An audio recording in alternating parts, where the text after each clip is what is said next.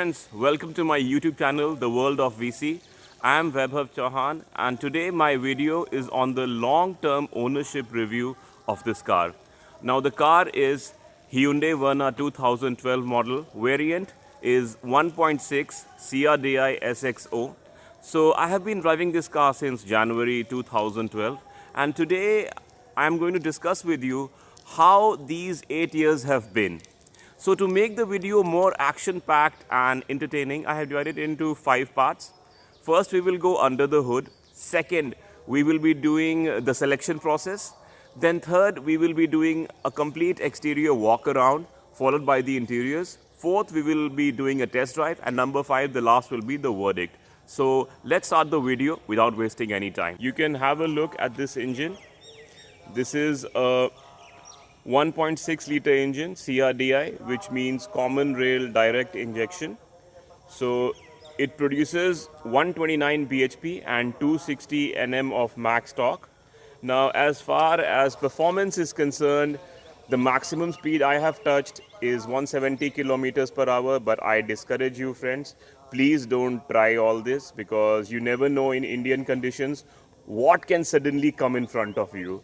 And as far as 0 to 100 is concerned, I have managed that within 10 seconds. Now let's come to the selection process, why Verna was purchased. So let me take you back in time.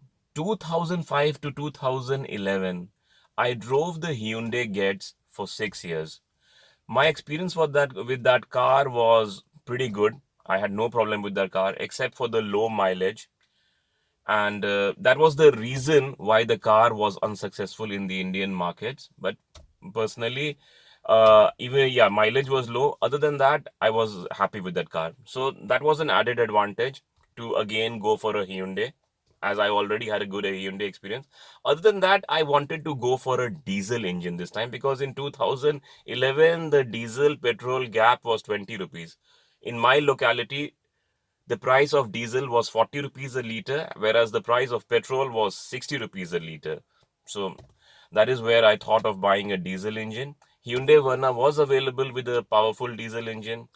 And there were 7 to 8 options in the mid-size sedan segment, but I ended up buying the Verna because of the driving dynamics, because of my good experience with Hyundai already, and third, there were certain features that only this car was offering, such as electrically foldable mirrors, reversing camera, push start stop button, etc. Do the exterior walk around quickly. On the bumper front, as you can see, chrome grills and the area between them has been covered using black vinyl wrap. Let's look at the headlights, eagle eye shaped, fog lamps, 16 inches alloy, and the tire size is 195 by 55 R16. I have replaced all the tires including the spare wheel between 22 to 26,000 kilometers. Now you can just have a look. Side profile.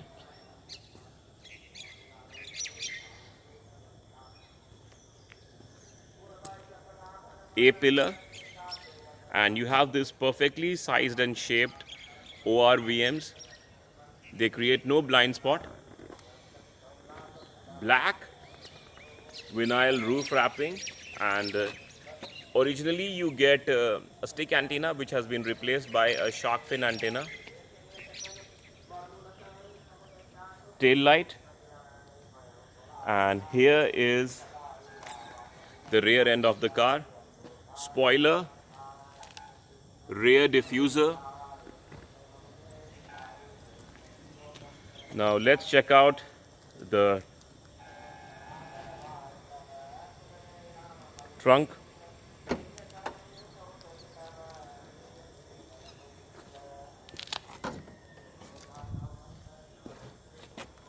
"465 liters of boot space. That's quite a lot. Even the spare wheel is an alloy wheel. Nowadays you get steel rims in the spare wheel.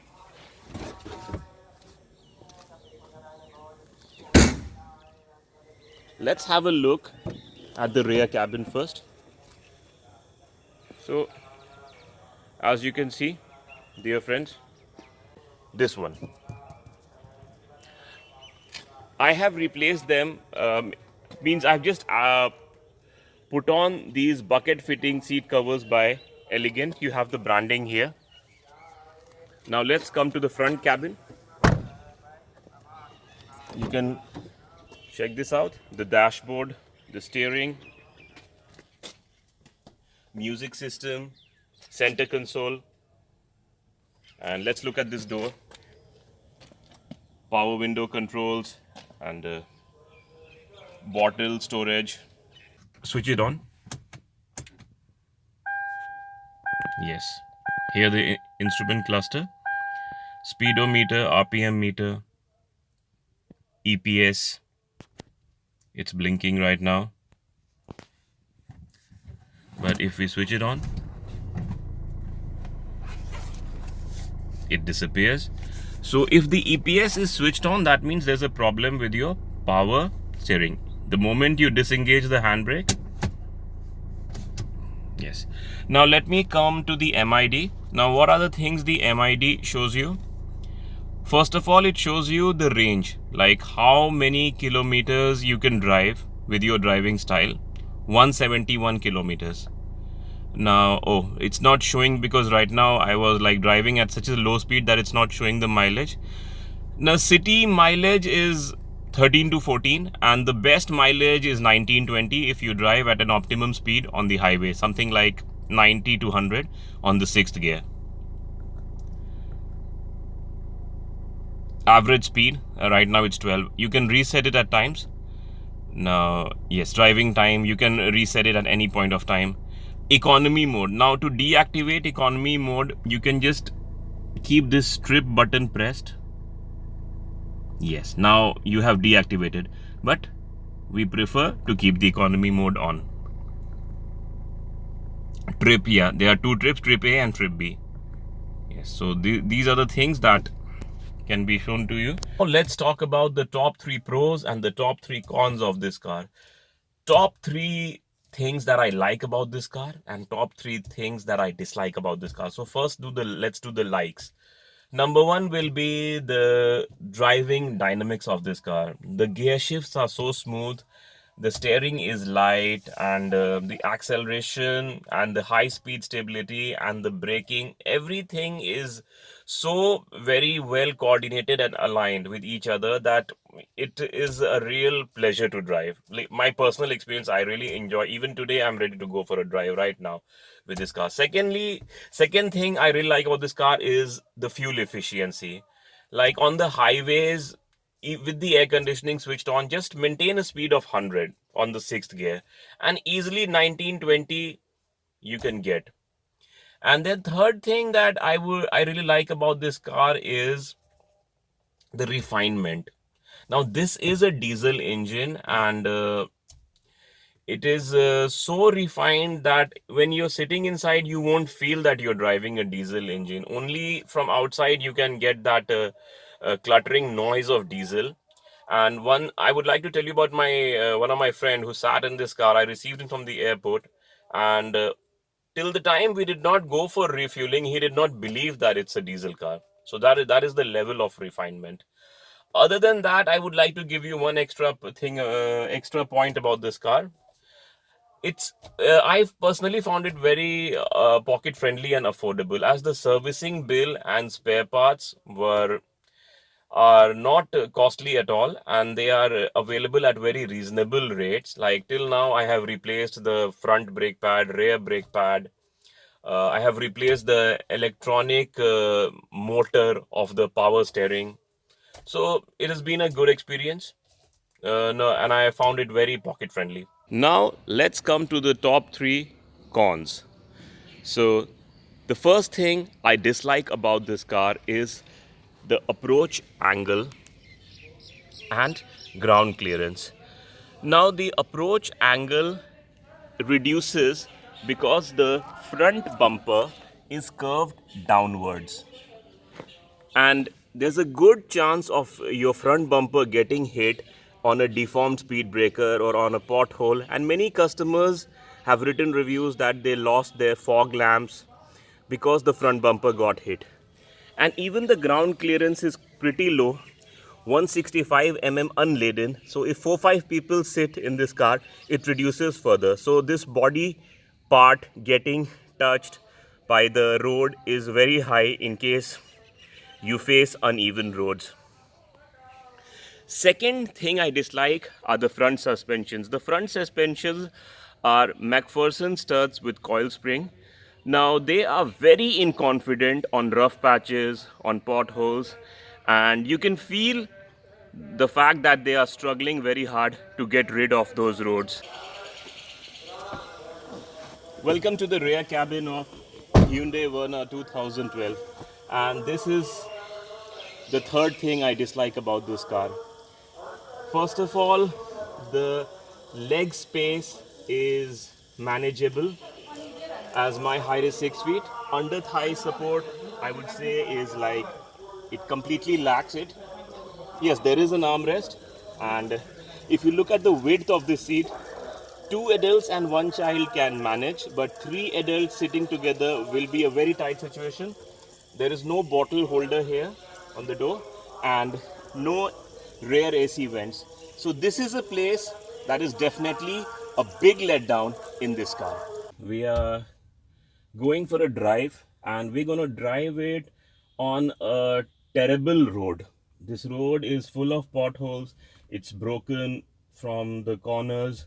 It's a complete rough patch, means it's a real test, and I will show you how this car behaves on this bad road, whether we should drive this car on bad roads, or sometimes in an emergency is it fine, or we should never ever take it on a bad road. I will prove this through this video. So let's start the car and start moving.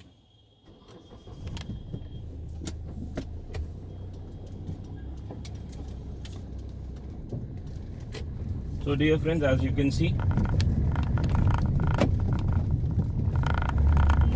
yes, potholes, medium size, big size. Oh my god, complete bumpy ride. You can feel the front suspensions are struggling so hard to get you through, but they are very inconfident on these roads. And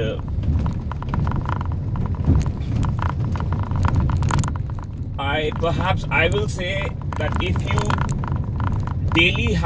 your daily commute is on such kind of roads, simply this is a vehicle not to go for in that case. As you can see, the movement, horrible. The roads are horrible, and this car completely fizzles out on these roads. It's not at all able to take the pressure of these bad, pathetic, terrible roads. So dear friends, this was just a demonstration for you. This car on a good road, as in there are no potholes, there is no rough patch on this road, so it's a smooth road. And you can just feel the difference in this car when this car goes on a smooth road and the terrible road that we have just driven. So let's put on the seatbelt and I'll show you how the car goes.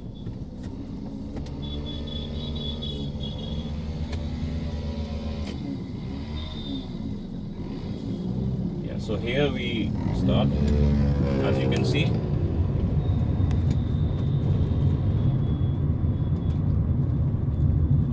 So the front suspensions are purely designed for smooth roads, I believe, because here when the roads are smooth, this car gives you a completely different feeling. You feel that you're driving a very premium car, and the acceleration is very good, braking is also very good. The traffic has gone up because now it's a Sunday, but still now it's 11:30, so we are facing some traffic right now. But my point is just to show you how this car behaves when the roads are smooth. So we'll end up the journey here. My objective was to just give you a demo how this car behaves. Now we come to the last part of the video, and now I have to conclude the verdict. So on a scale of 1 to 10, I will give this car 8 out of 10, as one mark I can deduct for the ground clearance, and one mark I can deduct for the lack of convenience and comfort in the rear cabin. But the most of the time I have driven this car alone, so the use of the rear cabin has been very less. And on the other hand, if the roads are not good in my locality, my town does not have good roads, I'll be very frank, Hyundai is not responsible for that. Okay, it's a different issue. So if we look at the plus points of this car, the driving dynamics, the mileage, affordability, all that go, and the refinement, all these features, all these things go in favor of this car. Then there is a lot more positivity than negativity. So overall, I would rate this car as an excellent car, and 8 out of 10 for the 8 years. Thank you. So that's the verdict from my side.